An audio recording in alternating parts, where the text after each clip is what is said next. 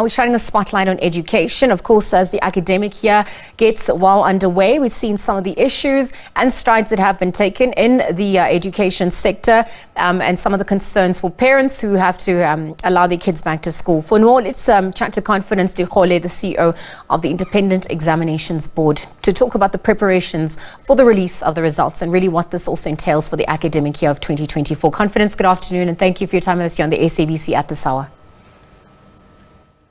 Good afternoon to you and to your viewers, and thank you for having me.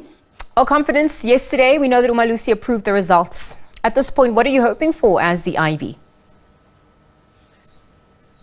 Look, I think I first need to indicate that for the first time this year, the IEB had a very huge increase in the number of learners that sat for the NSC exam at the end of the year last year. So we had about 960 more candidates writing the exam, which resulted in the total being 15,180. I mean, this was enough to give us anxieties about the outcome of the examinations. However, as you say, Umalusi approved release of results yesterday, and in the statement that they made, and I want to quote this, they said that they were happy that the IEB exams were administered in accordance with the regulations and that they found no irregularities that would have compromised the outcome of our examination. And so that gives us a sense of calm to say that we can look forward to good results.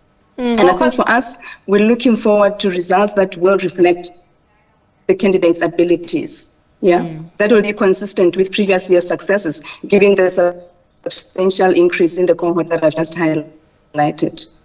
Well, you mentioned that there were more candidates who did sit down. Perhaps as we look back at the 2023 academic calendar, what other challenges could you note at this point? What did students face?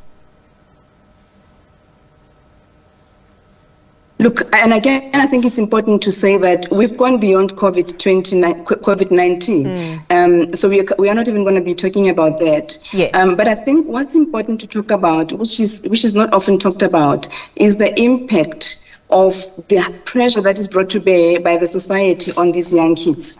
I mean, it really affects their mental well-being to a point that it destabilizes them, it affects their outcome. I mean, right now, so many kids are panicking as they anticipate the outcome of their performance in last year's exam. So schools are saying that they're seeing more and more of an escalation of mental sort of cases that affect learners' mental well-being. And this is something that schools are grappling with. You must remember that schools are tasked with the responsibility to ensure that they nurture learners who will have grit, who will have tenacity, who will be able to face the world out there once they complete their schooling. But they're finding it more difficult because of the pressure that society puts on these kids to perform, to fight for spots at universities, and to do exceedingly well, to get those A's, and so on and so forth. And so for us, really, focus should be on celebrating all the learners that wrote, regardless of the past that they achieved. The fact that they set those exams and they stuck it out and they wrote, it's a celebration in itself. So I think really we need to, as a community, as a society, minimize the pressure that we bring on these kids as a result of the hoo-ha that's placed on the whole metric thing. So that would be the challenges that the schools faced. That's absolutely coming to the fore, and thank you for shining a spotlight on that, because it is important to identify some of the areas requiring additional support to empower learners and, you know, developing their skills, particularly if these are the future labor force entrants for the country at large. And so as we look at some of the other options as well at their disposal to explore beyond university, I mean, how do we also factor that in? And I think that's the beauty about our South African education system. It is designed in such a way that it allows learners opportunities and different pathways to finally get to where they want to get. I think that the whole notion around the fact that you do your matric and you aim for a degree and you go to university, it's something that needs to be addressed by the system.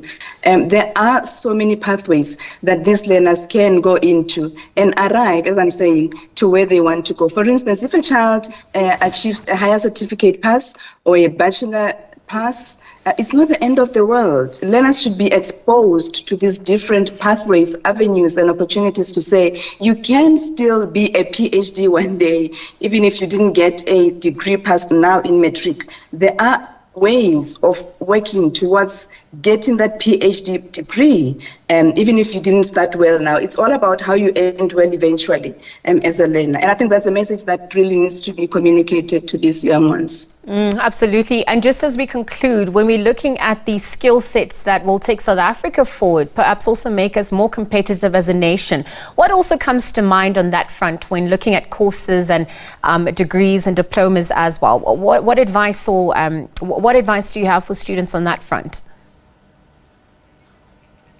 Look, and I'll use this analogy as an example. There's a young one who did the matric and was hoping to get a degree pass and go into medicine and do a bachelor's degree in medicine. And when the results came, she had gotten a diploma pass, and she felt like her world had come to an end. And so through mentoring this young child, she has been able to get to a point where she's done her teaching degree, having started with a diploma, right, and thinking that that was the end of it.